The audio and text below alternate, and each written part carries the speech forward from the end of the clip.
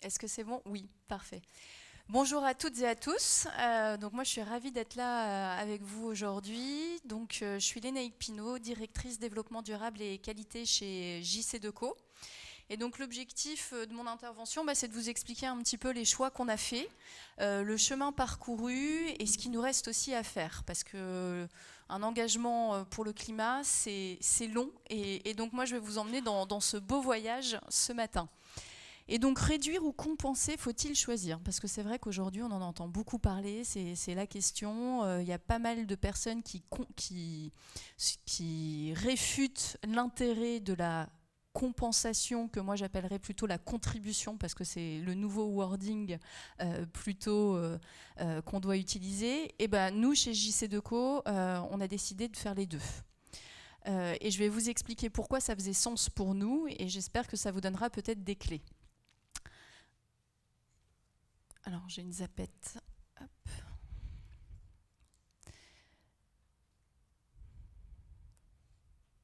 Donc, JC Deco, je pense que vous connaissez tous l'une de nos innovations célèbres, l'abri de bus publicitaire. Donc aujourd'hui, c'est grâce à nous que vous pouvez vous protéger de la pluie aujourd'hui, mais j'espère plutôt du soleil demain. Et en fait, en 1964, Jean-Claude Decaux décide de lancer ce business avec une volonté, c'est d'apporter des services aux territoires, aux villes, tout cela financé par la communication des entreprises. Donc ça n'a aucun impact pour les citoyens. Et donc on a lancé notre abribus publicitaire, mais on a aussi lancé les vélos en 2007 à Paris. Aujourd'hui on est présent dans 70 villes. Mais on continue toujours de réfléchir à quels sont les nouveaux services. Donc là, par exemple, vous voyez une borne qui permet de faire le tri des déchets dans l'espace public, parce qu'aujourd'hui, c'est quand même une problématique. Le geste de recyclage, on l'a à la maison, mais pas dans la rue. Donc on est en train de déployer ce genre de test. Et hier, vous avez peut-être vu, mais je ne suis pas sûre, dans l'actualité, on vient de lancer dans Paris, dans un quartier, aussi une borne de compostage. Donc c'est toujours dans cette réflexion de quels sont les services qu'on peut apporter aux villes, et tout cela étant financé par la publicité. Et donc pour nous, c'est en fait le développement durable et un engagement, ça fait vraiment partie de notre business model. À la création de l'entreprise, on utilisait de l'eau de pluie pour laver nos mobiliers, ce qu'on continue toujours de faire. C'est des petits gestes, mais ça montre vraiment l'ADN de l'entreprise. Et donc, comme je vous le disais, le développement durable, nous, c'est pas une nouvelle tendance. Chez JC Deco, mon département a été créé en 2007. On a lancé notre première stratégie en 2014. Et là, on vient de lancer notre nouvelle stratégie à horizon 2030 pour un média utile et durable. Alors, je vais vous expliquer quand même en 2-3 mots cette stratégie, et on va se concentrer bien évidemment sur le climat par la suite. Donc notre première ambition, c'est pour des lieux de vie plus durables. En fait, l'objectif, c'est juste de réaffirmer comment on souhaite mener notre activité, et bien sûr, elle se doit d'être responsable. Et donc, qu'est-ce que ça inclut? Ça inclut des engagements en termes d'éco-conception. Donc on a déjà des grands principes d'éco-conception, mais on souhaite aller plus loin. Ils existent depuis 2014, mais on voit avec la science du climat, on a des nouvelles connaissances, des nouveaux enjeux qui émergent. Donc on a décidé de revoir notre politique d'éco-conception pour s'assurer qu'elle soit toujours à la page et pour aller plus loin. Mais c'est aussi en assurant une meilleure promotion de nos innovations responsables.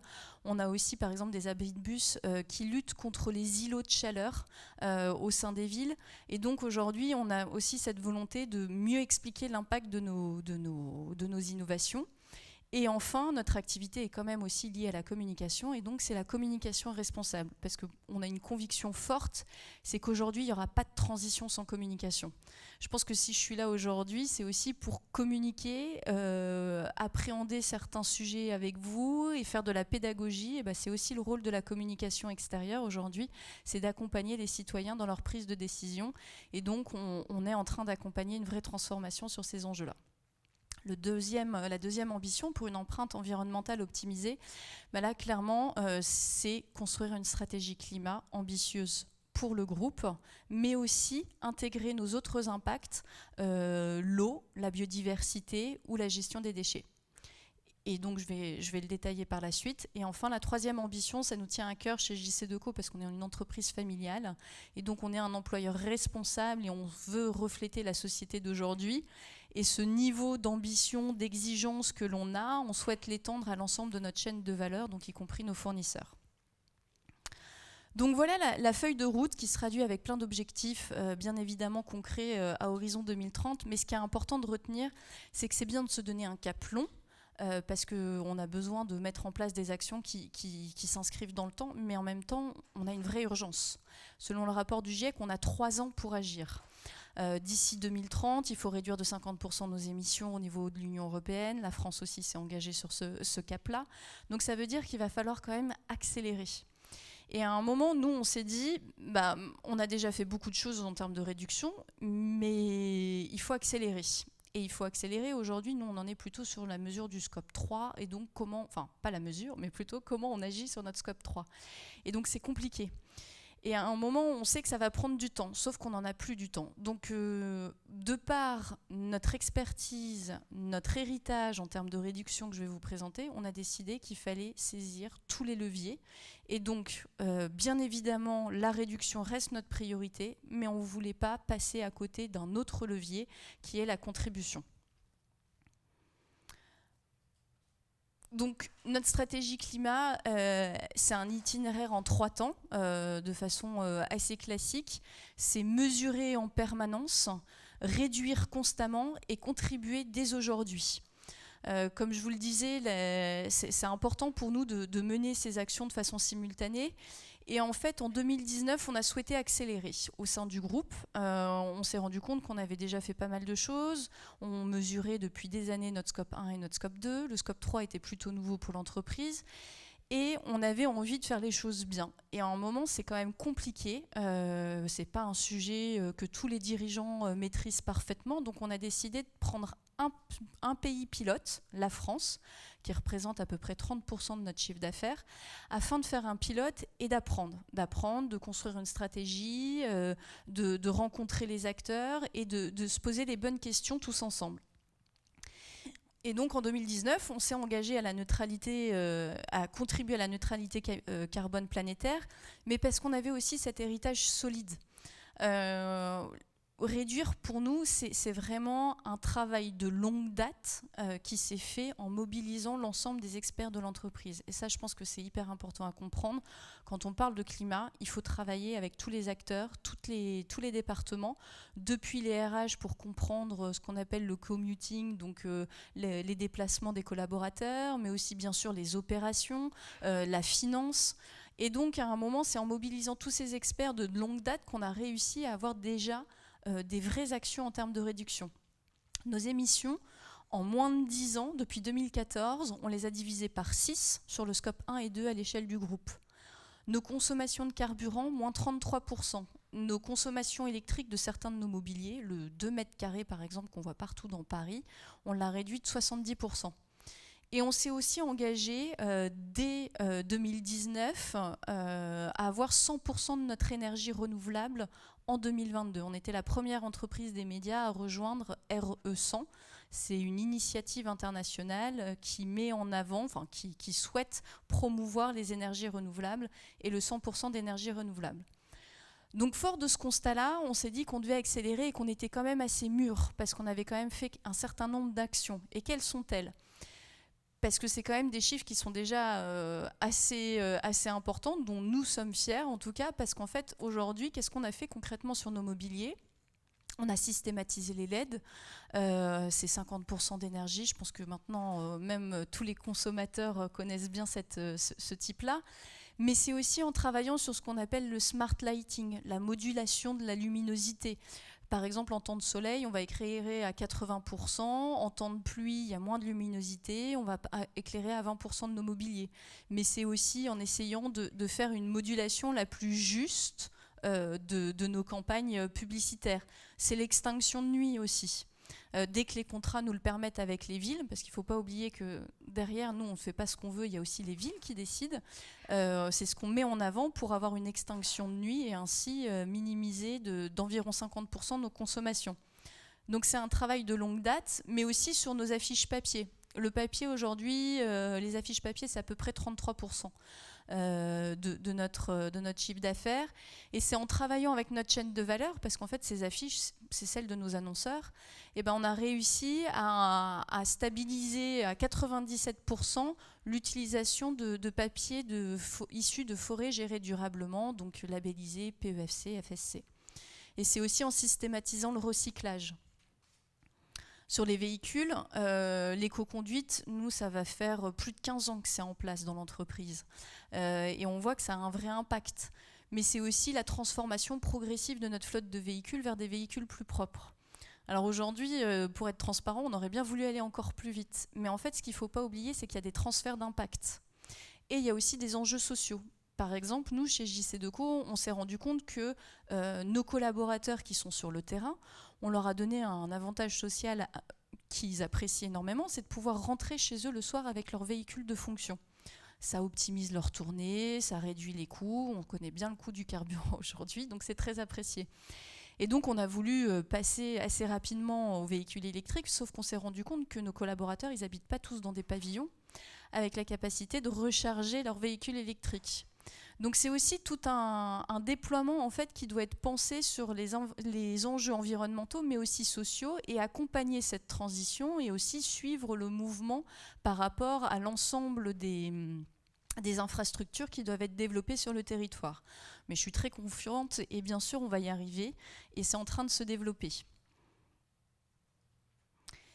Donc en résumé, quand on s'engage dans le climat, il y a un grand mindset à avoir, c'est comment on peut faire avec moins et faire mieux. Et donc c'est repenser toute sa chaîne de valeur, tout son business model pour essayer toujours d'optimiser afin d'avoir une qualité qui n'est absolument pas dégradée. Nous on est plutôt sur le premium et la qualité de service c'est important et je pense qu'autour de la table on se retrouve tous autour de ça. Et il y a un point qui est aussi bien sûr important, c'est la crédibilité de la démarche. Nous, on a décidé de mesurer, réduire et contribuer en parallèle, parce que comme vous pouvez le voir, on a déjà des actions qui sont concrètes. Et pour nous, ce n'est pas un claim marketing, parce que l'objectif, c'est bien sûr de suivre la science, donc SBTI, les Science Based Target Initiative, et d'être aligné à l'accord de Paris, être aligné à 1,5 degré pour que notre démarche elle soit crédible. Donc en France, fort de ce constat-là, on a décidé dès 2021, pour l'ensemble de nos émissions mesurées, de contribuer et de participer au soutien de certains projets. Et donc, comment on les a choisis, ces projets ? C'est pas évident. C'est vrai on parlait de gouvernance tout à l'heure avec David. C'est très important, effectivement, d'avoir une gouvernance robuste et de bien définir ses KPI. Alors, nous, ce qu'on a voulu faire, c'est trouver des projets qui nous ressemblent, qui font sens par rapport à nos impacts, notre métier. Donc nous, on consomme de l'énergie, on consomme du papier. Donc c'était important pour nous d'accompagner des projets de transition énergétique, mais aussi de reforestation et de biodiversité. Et également être dans l'agriculture durable parce qu'on voulait des projets français. Et aujourd'hui, en France, il y a beaucoup de projets autour de l'agriculture durable. Donc on a choisi des projets qui font sens pour nous par rapport à notre ADN, nos métiers, mais aussi sur des géographies sur lesquelles on est présente. On a 3 projets en France et les autres sont dans des pays sur lesquels on opère bien évidemment. Et on a regardé aussi les co-bénéfices associés. Quels étaient les avantages justement sociaux de l'ensemble de ces projets, parce qu'on peut le voir, parfois ils sont quasi nuls ou parfois ils sont incroyables et ils peuvent changer des vies. Et bien évidemment, le marché de la contribution est en plein essor. On navigue encore un peu à vue sur la qualité de certains projets. Donc nous, on a décidé aussi de se référer aux labels internationaux, les Gold Standard, les Verra, ce genre de choses, pour pouvoir avoir une certaine assurance de la qualité de ces projets, puisqu'ils sont audités. Et nous-mêmes, nous avons décidé d'être audités par un tiers indépendant, afin de s'assurer que toute notre démarche, elle est bien crédible et nous apporter une assurance sur nos choix et aussi une certaine reconnaissance en externe. Donc, quelques illustrations de projets. Donc, un projet en France pour soutenir l'agriculture durable, mais celui que j'aime aussi particulièrement, c'est celui au Pérou, avec des chaudières qui étaient très consommatrices d'énergie, qui entraînaient de la déforestation, qui mettaient en danger la qualité de vie de ces femmes, qui étaient souvent étouffées par ces fumées. Et donc on participe à un projet qui permet de mettre en place ces chaudières qui sont beaucoup moins énergivores et qui ont un impact positif pour la santé de ces femmes et qui les libèrent aussi d'une tâche assez fastidieuse qui était d'aller collecter énormément de bois autour de chez elles. Et donc, quand on s'engage sur le climat, en fait, on a mis en place une vraie gouvernance avec notre directeur financier, notre directeur des opérations. Je suis passée 10 fois en directoire pour parler à nos membres du directoire de ces sujets-là, pour valider les prochaines étapes. Et donc ça, c'est ce qu'on a fait au niveau de la France. Et on a beaucoup appris.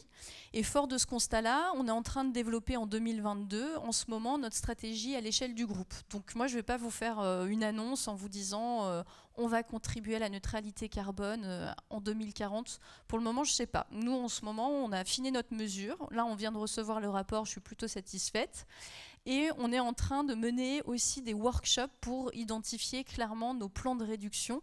Et ensuite, quand on aura vraiment la vision concrète de là où on va atterrir, avec les CAPEX, les OPEX associés de chaque action, et qu'on va pouvoir le projeter sur l'ensemble de nos géographies, en 2023, je serais ravie de vous annoncer le grand chiffre que tout le monde communique aujourd'hui, c'est quand on va contribuer à la neutralité carbone.